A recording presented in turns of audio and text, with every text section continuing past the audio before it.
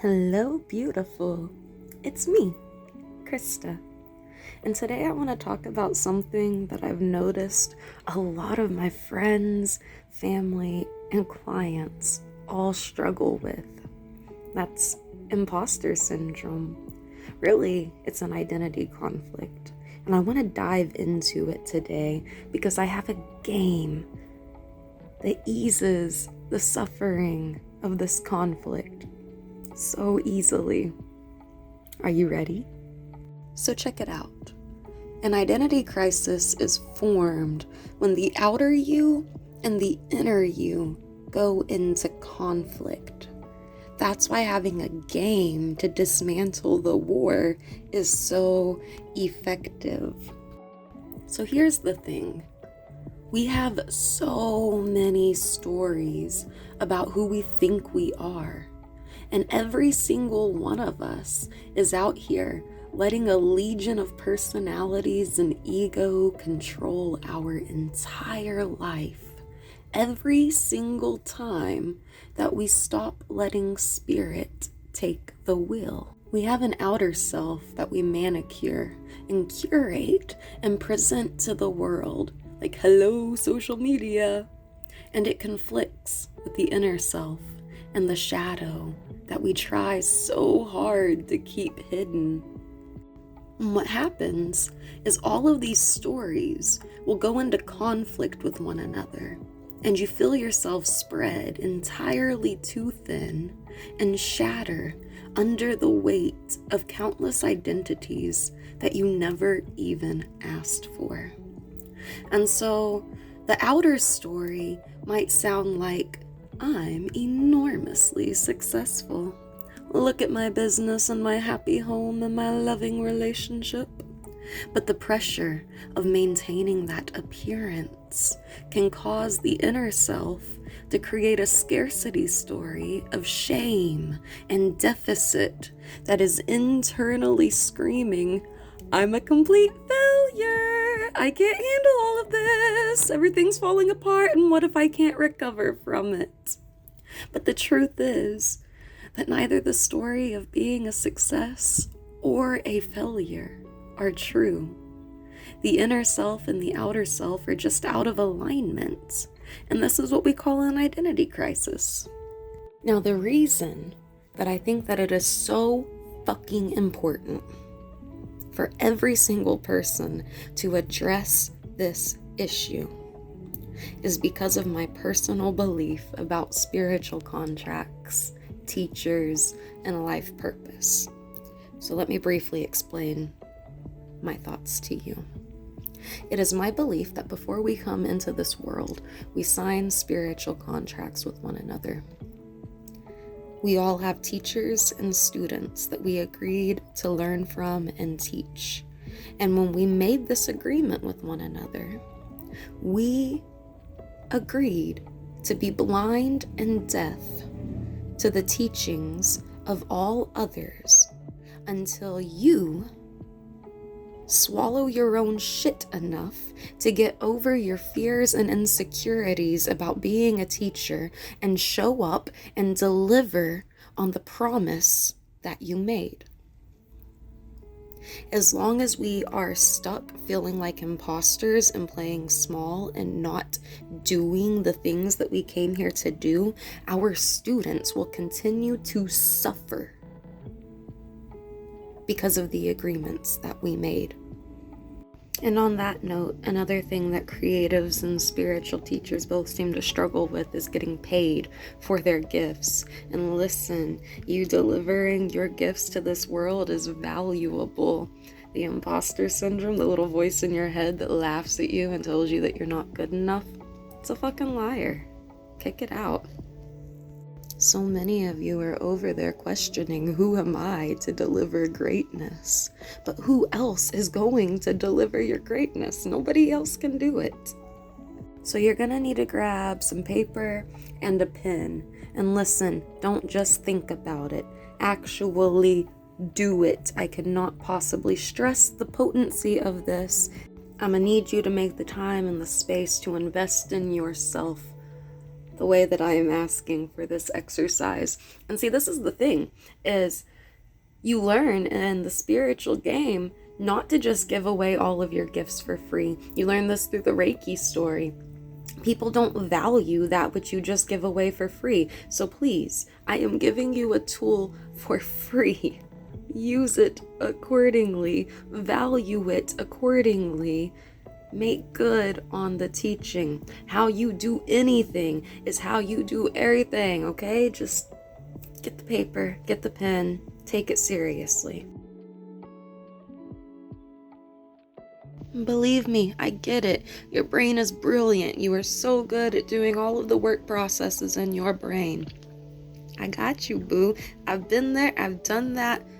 I didn't make it to where I am by shortcutting on the processes. So go get your paper, go get your pen, and I'll wait.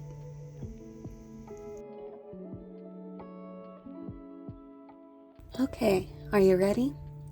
First, you're going to make a list of all of the aspects of your outer personality. This is the side of you that you present to the world. So maybe you're really brave or successful or calm or hopeful. Whatever it is, write it down. Be real with yourself. Have the courage to be honest. If you need some clues, go scroll through your social media. See what you put out there to people. You might surprise yourself. Go ahead and pause right here until your list is done, and then come back when you're ready for part 2.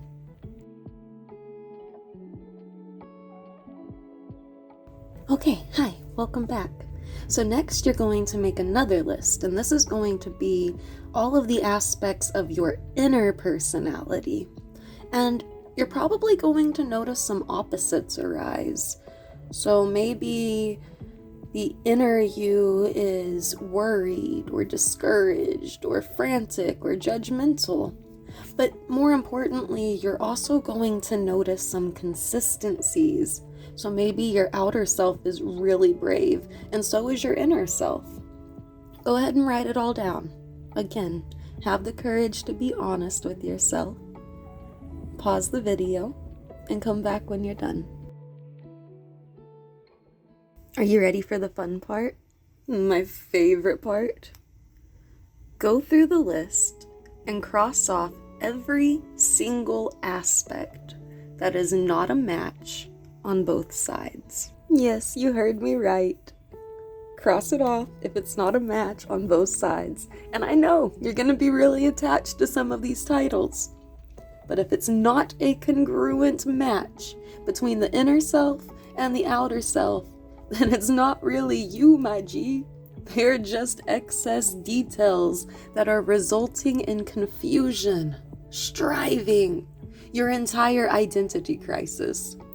So you can toss all of these ideas of yourself into the garbage.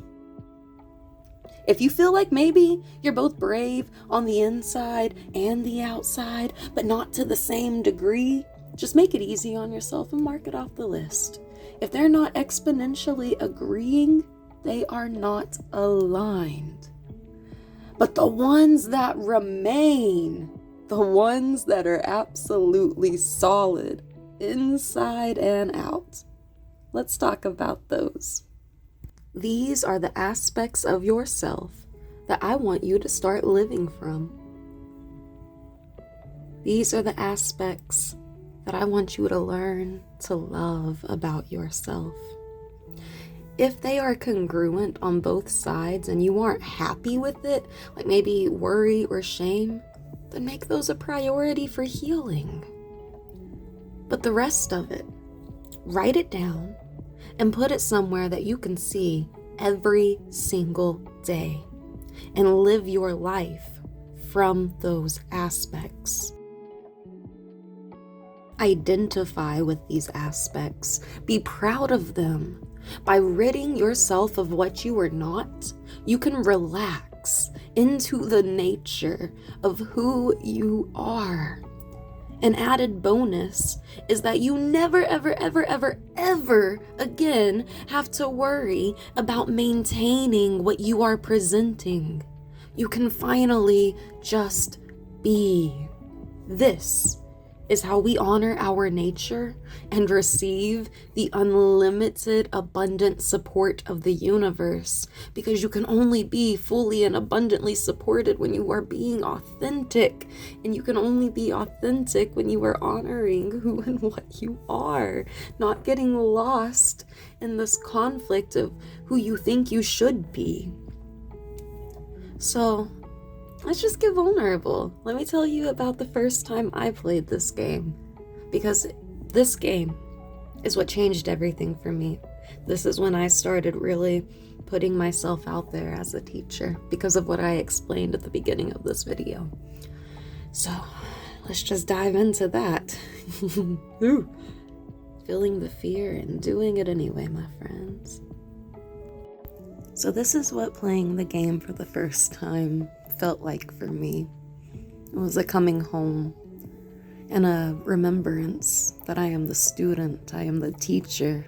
I have nothing to protect, I have nothing to prove, I have nothing to hide, and I have nothing to defend. And so now, who do I choose to be?